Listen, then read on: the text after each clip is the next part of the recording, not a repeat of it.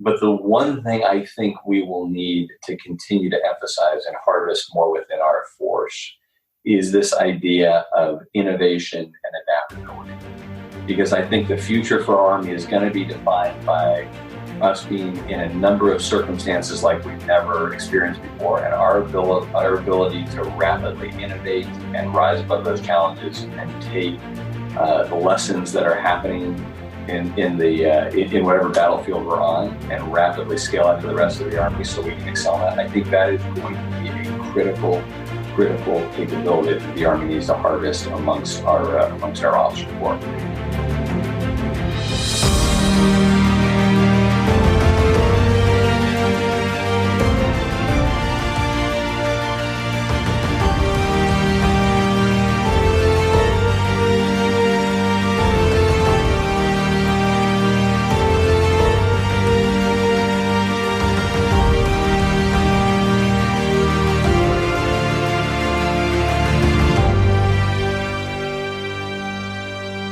Hello, fellow leaders, and welcome to the Military Leader Podcast. Today, I am honored to speak with Major General J.P. McGee. Major General McGee currently serves as the head of the Army Talent Management Task Force, which is in charge of revolutionizing the Army's personnel and talent management systems. Many of those who listen to this podcast are on the implementation end of that task force's work. So, sir, welcome to the podcast, and I thank you for taking the time to help us understand where the Army is going with talent management. Drew, thank you very much. It's great to be with you, and I look forward to having a great conversation with you. All right. Thank you, sir. So if you don't mind, sir, let's start off. If you could share a little bit about the evolution of the task force, its formation, and then your role as the director. Sure. So the Army's Talent Management Task Force has been around actually for a number of years. It was stood up when General McConville, our current chief, was the G1 of the Army, and he maintained it through his time as the Vice Chief of Staff of the Army.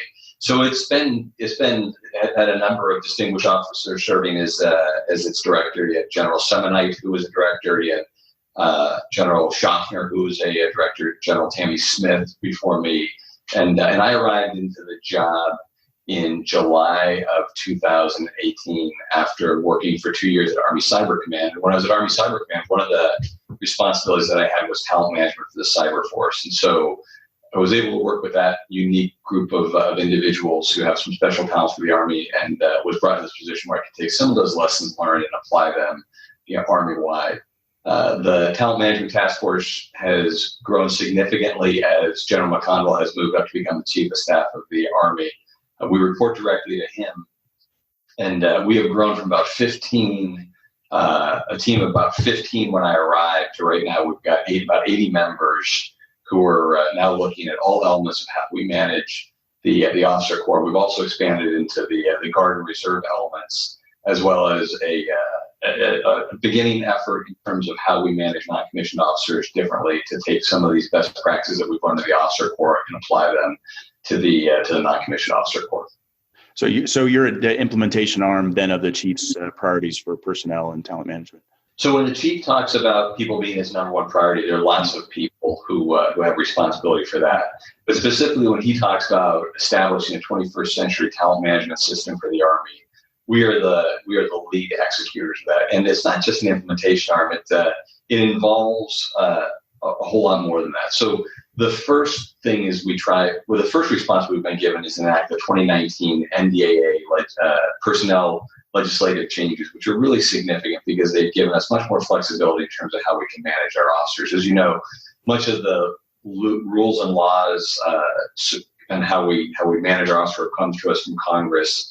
And the last big set of laws that have framed the way we manage our officer corps is really the 1980 Defense Officer Personnel Management Act.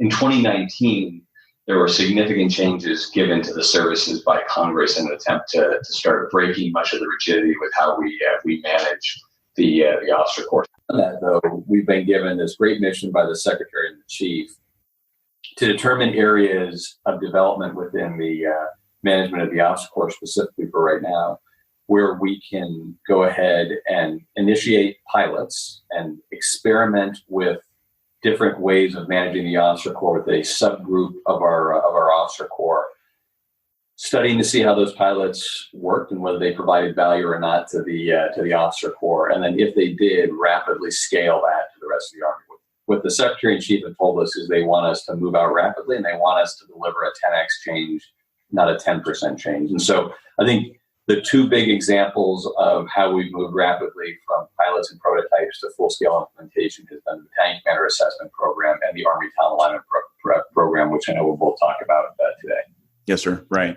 Was this, now you go back to the authorization that Congress gave, sir, was this an internally driven change, or was this directed kind of on DOD and on the Army to go through this reform? So the interesting genesis of the 2019 NDA legislation was specifically coming from Senator John McCain, who wanted to see the greater flexibility given to the services for the management of the officer corps. It's the lab, and they called it the McCain NDAA. And so it incorporated a whole bunch of things that he had thought the services needed to manage talents better within the services. Mm-hmm. And I think they are all things that we had, as an Army, run into in terms of the management. But really, the genesis of this, where it really came from, was from the Senate, and specifically Senator John McCain. Okay.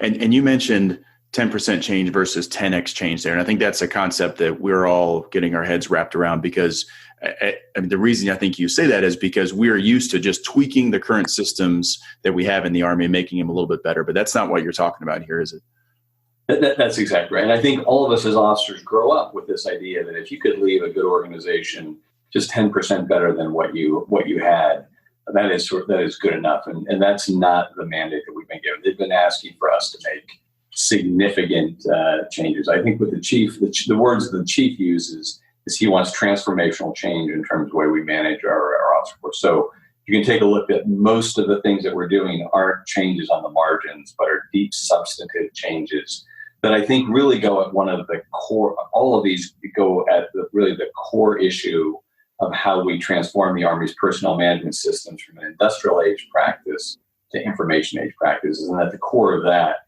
is really, how do we move to a data-rich environment so we can better manage our people? And that is the key foundation of many of these things. So you'll see when we talk about things like the Battalion Command Assessment Program, when we talk about things like the Army Talent Alignment process, that both of those, while they affect the officer corps, they also start developing deep knowledge about our officer corps so we can better acquire officers in the future, develop, employ, and retain officers as we move forward. Well, I guess what you're doing then is providing awareness into the population that it never had before. Is that right?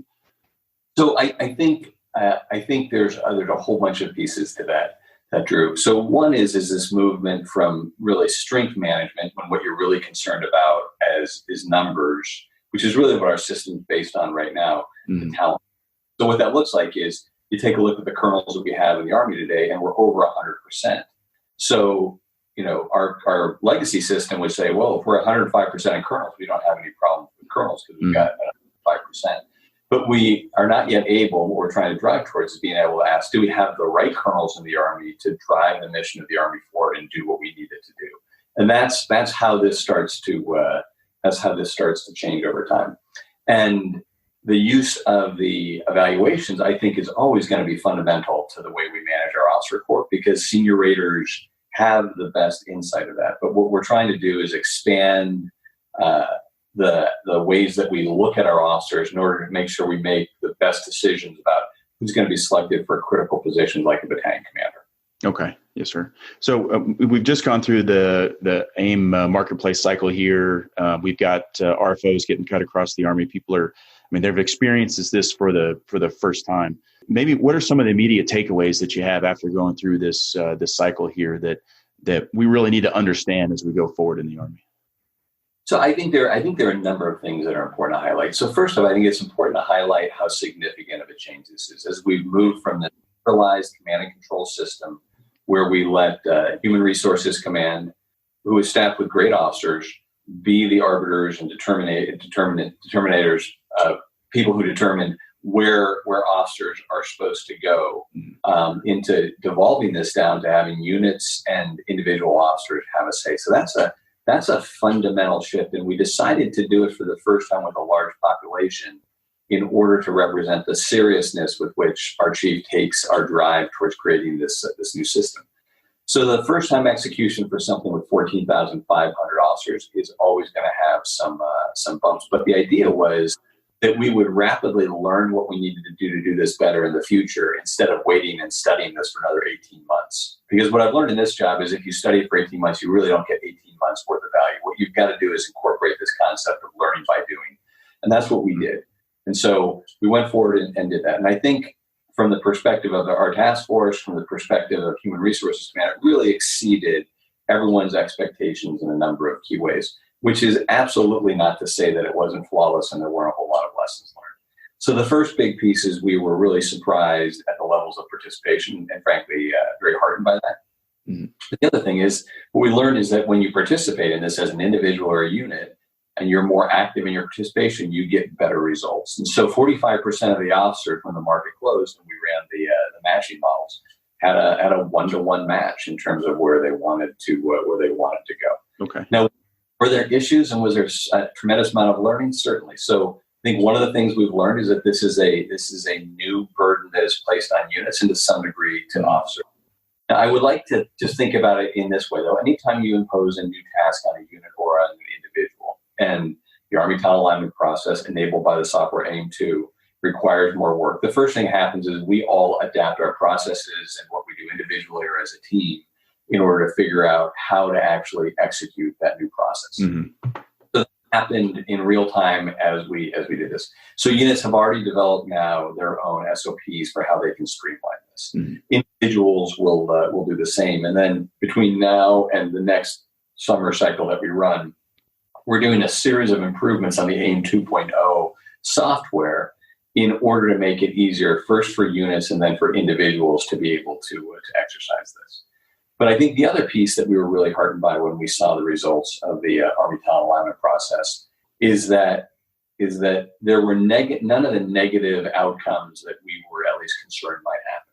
And so there was this concern that performance distribution would be unequal, and people would not go to places that are traditionally hard to fill, places like Korea, Fort Polk, Fort Irwin, and you would see a drop in the quality of the officers as HRC measures it right now, which is through the use of what they call manner of performance. Mm-hmm. What we saw, and so I would just point out that the manner of performance, the MOP score, is not an indication of talent as much as it's an indicator of whether you're going to be promoted or not. So I think those are two different things. Okay. But what we saw by just looking at what the MOP scores were for where officers went across the Army is that what we did with the Army Talent Alignment process was within any norm for about the last couple of years worth of what the performance distribution looked like across the Army.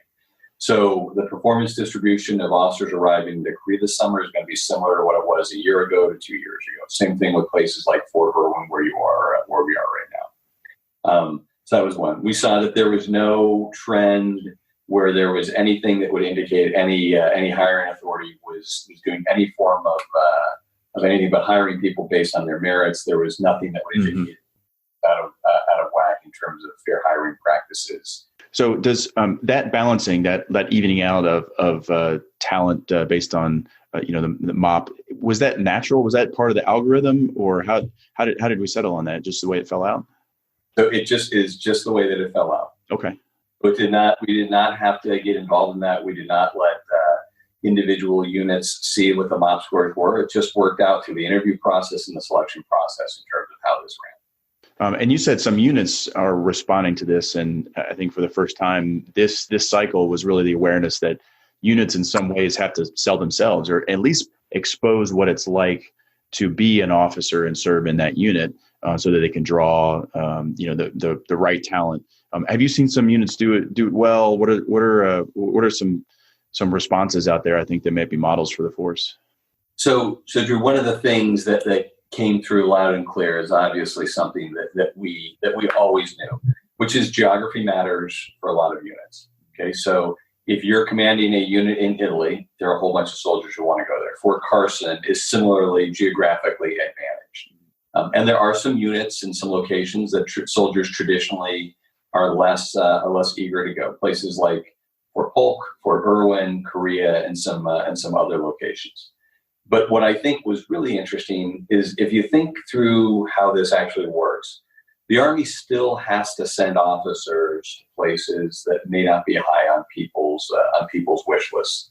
But what we've actually given now is officers an opportunity to have a vote and a say in terms of where they can go. Because the number one consideration that was used when we ran the algorithm was the preference of the officer. And of course, we tried to match that with, we had to match that with the preference of the units, but the overriding factor was the preference of the officer. And so what we found is commanders in places like Korea, and I'm thinking of Colonel John Volishke, who commands the 210th Fire Field Artillery Brigade out there, Colonel Kendall Clark, who's down at 310 Mountain in Fort Polk. What these great commanders did is they were very eager to go and advertise their units to the officer corps, so they had a chance to explain to people why they should want to come to a place like Fort Polk. What are the follow-on opportunities? What are the career developmental opportunities? What's the command? And they had command weights. So many people who want to go down there, command a company rapidly, and then they go do something else with their career. And so what you have is you now have officers who are part of the discussion and officers who have preference places like Fort Polk and Korea and Fort Irwin high on their preferences, so that when they show up, they know that they've been part of the discussion as opposed to being told by an assignment officer that they've got to go to Fort Polk. And I think it's going to fundamentally change what the nature of service is. Now, will some people not want to be assigned there? Absolutely. But I don't think that's any different than the legacy system. I think that's where this whole idea of having a discussion and having transparency comes through. And both of those commanders who I've spoke to, I really appreciate the opportunity for them to advertise all the great things that are happening in their units and their locations, so the people who are arriving there are eager to be there as opposed to feeling like they were just directed to go there by the Army. Mm-hmm. Yes, sir. That happens here at Fort Irwin, for sure. When I think people have this notion based on rumor and geography that it's going to be just a terrible place to live and serve. And then they get down here and they see, number one, the professional benefits are demonstrative, and that becomes clear right away. But secondly, there are a lot of great things that are going on at Fort Irwin that really don't make it out to the force. And I think people do get their minds changed. And so it's incumbent upon the units to kind of expose that and open it up. When looking at things like vehicular imperative, for example, that the infantry had, do you think that there's risk now that those things are taken away? Is there risk for officers to perhaps stovepipe themselves if they want to, for example, stay light throughout their career? Or are those things that the algorithm, and are we going to leverage those out over time so that we keep an officer broadened? So there was a lot of work that went into there was a lot of work that went into preparation to executing the Army alignment process. And one of those was a very deliberate attempt to work with the different commandants of the different branches to instill a whole lot more flexibility in 600-3 and be able to open up the choices that officers were provided. So do you need to be KD qualified to go work at an ROTC program, or could you do that just as well right after the captain's career course? Do we have to insist that officers do the vehicular imperative within the infantry? And so what we were able to do is be able to open up many of those career paths and flexibility. I think we'll continue to do that. So if you use the specific example of the infantry model, in terms of whether you need to go the wheeled light or heavy light imperative, I think the future model, and I don't think we're completely there yet, looks like this. Like, you could tell an officer that you can stay light for your entire career, but your career will be capped at a certain point because you haven't done the developmental work the Army wants you to do, right? The Army wants you to develop into have a set of skills that can be more broadly applied across the Army enterprise. And at a certain point, higher ranking, positions like battalion command and brigade command become developmental for the next ranks, because that's what we're using as our opportunity to develop and grow leaders to the next higher ranks. Certainly when you get to the brigade commander level, that's very true. And so you could see how this could go forward, where you could say, certainly you can stay in only light or airborne units, or only heavy units if you chose to, but you will not be someone who is considered for BCP command. Now, you may be considered for an installation command, potentially. You could be considered for other types of command, but you won't be on the BCP track because you've not developed the broad set of skills that we want you to have as an officer. So it's less an idea of us forcing officers to go down a path as much as it is creating some opportunity, but they should do that fully informed of what the impact of their decisions. And I imagine what will happen is you'll have some officers who will be very eager to develop themselves broadly and stay flexible. And you might have some who are like, I really don't want to be a brigade commander. That's not a goal that I have. I want to be a battalion commander, and that's going to be career success for me. And I think that's fine as well. Mm-hmm. Yes, sir. So, sir, I know we just went through the first round of the Battalion Commander Assessment Program. What are some of the takeaways, and where do you see that program going in the future? Yeah, thanks, Drew. Let me just explain to you the entire process and in terms of how this works, so everybody understands how this all came together and how this works. So in September, the Lieutenant Colonel Command and Key Billet CSL Board, Central Selection Board, met, and there were 1,902 officers who were eligible to compete for those positions. 1,135 of them actually opted in for consideration for selection for Battalion Command Key Billet. That board met and established an order of merit list of 1 to 1,135. And then from that order of merit list, we determined what the requirements for principals and alternates were for every branch and functional area that would be considered. From that, there was a list of 816 officers who were eligible to participate at BCAP if they wanted to. From that list of 816, there are actually 750 officers who attended. They went through the entire program. Officers could have been determined not ready for command for one of three reasons. One is if they were determined to be out, if they did not meet the Army's height weight standards. The other one would be if they did not pass a 60 points per event, 180 points total APFT score on a standard APFT. Those officers in those two groups were sent home immediately, and it didn't go any further into the Battalion Command Assessment Program. The last group where you could be determined not ready for command was in the collective opinion of the panel that was made up of a major general, 2 brigadier generals, and 2 former brigade commanders, and advised by a nominative command sergeant major. Those officers were determined not ready for command based on the totality of the information we had gathered on the candidates. When that list was determined for everyone who was ready for command, that ready for command list is broken down into 436 principals, and then everyone else is an alternate. Mm-hmm. We, in the next few weeks, will be notifying those officers who are determined not ready for command. In the next few weeks, we'll release the principal and alternate list. The OML, the order of merit for that, the principal and alternate list, is determined by bringing in 5 different factors and combining them together. So the first was the manner of past performances, judged by how they performed through the central selection process. Second, they had a writing test that was a part of their score. They had a physical fitness test, an APFT, which was part of their score.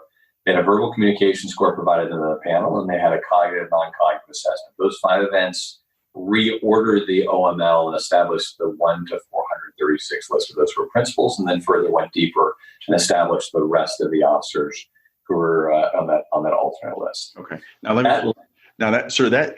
This is a big change for the Army here. This is what you just said there. That was the standard OML that would have been the OML going forward and how we got slated, and then we would have gone down the list. But now we're taking BCAP scores and we're shuffling up that list again and reordering the OML, right? That's exactly right. There was significant change. If you took the list of 436 names that the CSL list would have produced, and you took the list of 436 names that the BCAP produced, there is a significant amount of change. Okay. So that list in its ordered form has been provided to HRC, and HRC is going to go through their legacy process of how they slate people to category and then slate them to position. That's all based on the preference by the officer. The bigger question is, do we have enough information to assist in the whole slating process over time? And I think we might be able to get there in a few years. I think we're definitely not there now. So it's not being used right now. We're still basing it off on officer preference, because preference is very important. And I think the thing that we need to be careful about, Drew, is we need to be careful about trying to have the BCAP do too much. And so if the BCAP just helps us identify better officers to put into battalion command, that's a tremendous value. And so you start to water down some of this impact, I think, if you try to throw every issue the Army has and incorporate it in. I have my thinking of this has evolved over time. I thought we could originally use this as a tool to slate people to categories or to certain positions. And I think if you did that, you'd break down some of the fundamental aspects of the BCAP that make it so powerful right now. Part of the whole issue with changing the way we run the assignment cycle is actually not having to play the role of telling officers what they must do. Mm-hmm. And it's about, what they should do, and then holding them accountable if they do it or not. And so, an officer should be a key player in terms of their own self-development. And I think the other piece of this, again, instead of having some external third body like your assignment officer at HRC telling you what to do, this needs to be a conversation that officers have with mentors about where is the best place for them to go. And hopefully mentors will provide them the right path for them to maximize their possibility of contributing to the Army. And I think anecdotally, what we've seen is there's a whole lot more of that talking with mentors going in this type of an assignment process than what you'd ask. Gotcha. Yes, sir. So if you don't mind, let's talk about the future and where this is going. I understand there was you've got some new initiatives that could be implemented here over the next couple of years. So I think the next, so we are right now in the plan of developing a course of action that's not been approved yet for how we could do this for a colonel's assessment program to find out from brigade commanders, and then we're working at integrating in what's something we could do to help find the right sergeant majors to at a particular level. We're not sure what level that is yet. So those are the ones that are within the idea of an assessment and selection program to get the right officers.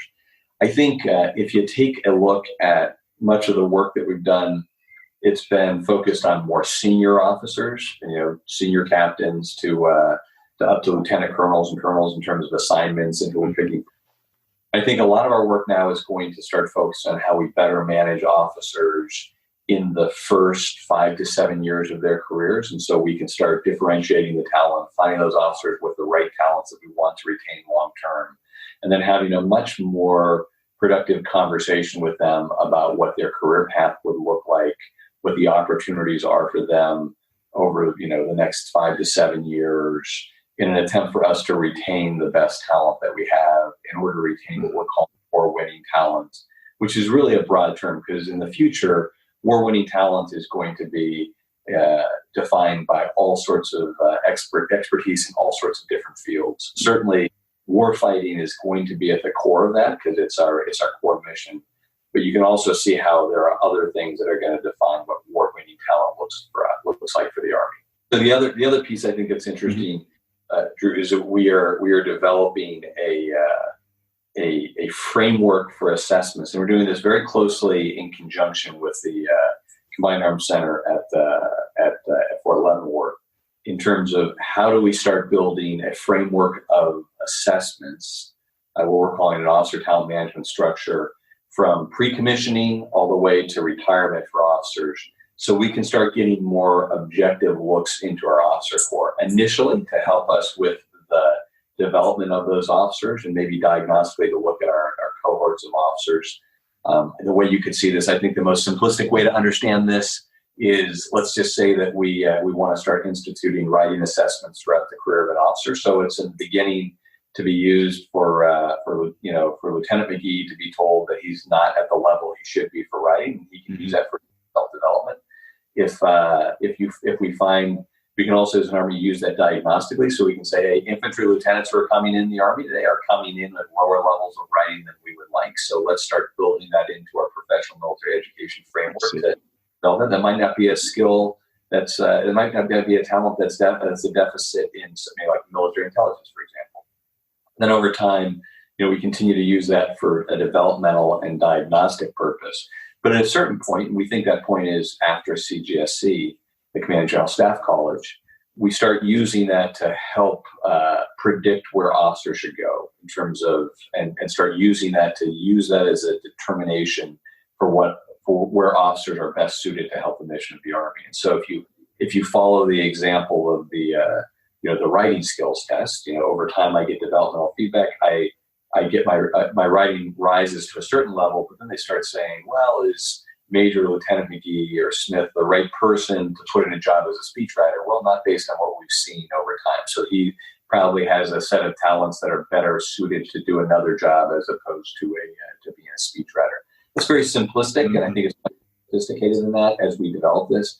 But what it is start giving us an objective look into our officer corps that augments the subjective look that we get through the evaluation process. Okay. Well, I do have a question about the evaluation then. Do you think the OER is a sufficient tool in its form now, or do you think we need to evolve other evaluative processes in the next coming years? So I think when you start, keep in mind, we just went through a significant change in our OERs just recently. So I think everyone is reluctant to introduce a new change. And frankly, if we had tried to change the OER 18 months, 2 years ago, I don't think we would have had enough knowledge about what the new system is going to look like in order to really understand what an OER should look like to inform it. I think over the next few years, and I'm going to be pretty vague about that because I don't know exactly when, we'll have a better framework for how we're going to manage our officer corps. And you can see how establish that, how very naturally a new OER system or evaluation system will be integrated in that to help us with decisions we make for command, with something that gives us a better look at their talents over time so we can figure out, say through the ATAP process, we want to actually employ them. So you can see how these would all come together.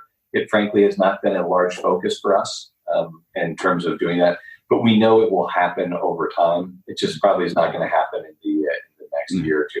Because frankly, I think we are, the OERs are a subordinate piece to the bigger changes that we're doing. And so we're trying to get the bigger changes moving. I think the OERs will naturally fit as opposed to the other way around. Mm-hmm. Yes, sir. Some of the initiatives that came out recently, like the brevet promotions, for example, or the opt-out of promotion, or the direct commissioning, I think a lot of the force is still just awakening to there. So, has there been a good response to those? And then, how do you see those affecting the Army in the future? So, for the brevet promotions, we're rolling that out with every new assignment cycle, and so I think we're seeing the force start to understand the potential of that. Mm-hmm. To give you an overview, we have 770 positions given to us in the 2019 NDAA. That's from captain to colonel. And what that looks like is when a position has been identified as being open for brevet promotions, let's just say it's a colonel's position, you can have lieutenant colonels compete for a colonel's position that's been identified as open for brevet. And when that local hiring authority hires that lieutenant colonel for that colonel's position, that lieutenant colonel needs to go through a boarding process back at the Pentagon. And after that's done, that officer is promoted to the rank of colonel, is paid for the rank of colonel, and retains the rank of colonel as long as that officer is in that position. Now, when that officer leaves that position, that officer will revert back. I think the way you do this artfully is when you try to find those officers who have high potential, who are very likely to be selected for the next rank, but we want to get them into those positions early, and they can stay in that position long enough to be promoted while they're there. But we will soon be in a place where we will have officers who are up for promotion for the rank of colonel, who go before the colonel's promotion board wearing the rank of colonel already, because they've been performing those duties. And that's obviously going to be a very strong signal to the board that these officers are already operating at that capacity. So we see that scaling up to the full 770 authorizations really over the next 18 months or so as we continue to open them up in the marketplace. Okay, yes, sir. Now, on the direct commissioning piece, I know that there's someone out there that's going to be listening that says, well, wait a second, we're not going to hire, some network engineer to come in and command an infantry company, are we? I mean, is that what we're talking about here, sir? No, so that's not. So the direct commissioning is one that I think we need to really start taking a much more open-minded approach to. Mm-hmm. So I think if I've taken a look at this now for a number of years from my time at Army Cyber and now, and I think simply put, what the direct commissioning allows us to do is harvest the talents of our nation and incorporate them into the talents of the Army. Okay, it's a recognition that in many fields where true expertise resides is in the outside world, and in many of these tech fields and some of these other things. So if you look at the people who are the true world leaders in cloud computing, which is going to be absolutely fundamental to the way we conduct multi-domain operations, that expertise really exists in the outside world. Mm-hmm. And so do we want to start looking at people who are experts in cloud computing and bring them in as lieutenant colonels and colonels in order to help manage this tremendous transition to the cloud that's, again, going to be revolutionary to the way that we conduct operations. And you look at many of these technologies, from cloud computing to AI, nanotechnologies, hypersonics. I mean, many of these fields which are going to really determine how we conduct operations as an Army in the future. And a lot of that expertise isn't resident within our formations, and it's not something that we can necessarily develop over time to meet we can't wait We can't wait for the next 25 years to create a kernel who's going to help us with the cloud computing transition. We've expanded this broadly across the entire Army because there's a recognition that there are talents out there that we may want to bring into even some of our more basic branches. And so where this first came up was the idea of direct commissioning some officers in to even branches like infantry and armor. That came from our former chief of staff of the Army, who said, look, the British, the French, the Australians, the New Zealanders, those armies make really good officers. If we would want to bring one of them in and take their experiences and use them to augment our combat capabilities, why wouldn't? And so it's not an idea of taking someone, out of the civilian world who's a software engineer and making them infantry battalion commanders. That's not what we're talking about. What we're talking about is finding those people with the right talents and bringing them in. And that's why we're trying to take this top-down driven approach where we're asking all branches and functional areas to find those candidates who are out there who might be good candidates to come in and add something to our force. A couple other thoughts on that. I think there are a significant enough to make a difference in terms of our mission of Americans who would be more than willing to come in and serve for a number of years. Now, they're not going to come in and do 30 years like I have done, but they may want to be able to come in for 3 to 5 years, 4 to 6 years, something like that. Just so, as they grow older, they can say, I was an Army major, or I was an Army lieutenant colonel for 4 years, and that meant a tremendous amount to me because I wanted to pay back to my country. I think there's more people out there than you realize. We just did the planning conference, and we brought in one of our direct commissioned officers who went into the cyber field, which is where we've done all of our direct commissions so far. He was just motivated to join the Army team, and he wanted to contribute to the mission. And this officer took a 50% pay cut to come in and serve as a captain in the Army. And so people today aren't just, Americans today aren't just motivated by money. And the Army, it has a tremendous draw to people who want to serve a bigger purpose. Again, I don't think we're going to have an officer corps that's made up exclusively of direct commissioned officers, but I do think we need to recognize that this is a way that we can become dramatically better without having to start at the second lieutenants to develop. Yes, sir. Yeah, and expands our notion and really the public's notion of what it means to serve too. It gives us more options, gives them more options for that. That's absolutely. Good. Yes, sir. Good. Well, before we close out here, sir, we've talked a lot about your current role and where the Army's going with talent management. But this question kind of drives to your approach as a leader, and I'll ask you if you can inject one personal value, one trait, one leadership quality into every junior leader in the Army. What would it be? It's an interesting question because I think I would just answer that question a little bit differently, Drew, which I think the Army does a fantastic job of bringing in officers and instilling the right values and the right ethos of what it means to be a servant leader and to serve as an officer. I wouldn't change any of that. Not for anything. But the one thing I think we will need to continue to emphasize and harvest more within our force is this idea of innovation and adaptability. Because I think the future for our Army is going to be defined by us being in a number of circumstances like we've never experienced before, and our ability to rapidly innovate and rise above those challenges and take the lessons that are happening in whatever battlefield we're on and rapidly scale out to the rest of the Army so we can excel in that. I think that is going to be a critical capability that the Army needs to harvest amongst our officer corps.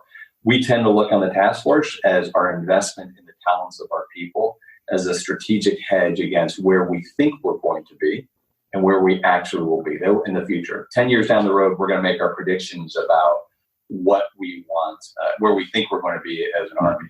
Reality will be different. There's going to be that difference. And the way you narrow that gap, the way you close that gap is by having the right people with the right set of skills. And at the core of that needs to be this concept of adaptability and an innovative spirit so we can actually excel in the face of future challenges. And so I think that's a piece that I would build upon the already strong values that we create within our officer corps. Yes, sir. In some ways, it feels like your task force's efforts in the future for talent management in the Army is building adaptability into the system for when we need it later. Right. And you can see how all these things come together. right? Like we are empowering officers to make more informed decisions about themselves. We're making unit commanders go out and hire their own teams. I mean, we are not having them rely on a central authority that just sort of takes care of all of these things for them. We're making them take responsibility for it. And so you can see how these all start fostering a greater sense of innovation and adaptability within our officer corps, which I think is going to be critical for us to win future fights. Yes, sir. Yes, sir. Great. Okay, sir, I'd like to ask you about some of the coaching that mentors and proteges are giving and getting, and how that conversation is evolving in this new system here. How can leaders help shape and help guide junior leaders as they go through the course of their career?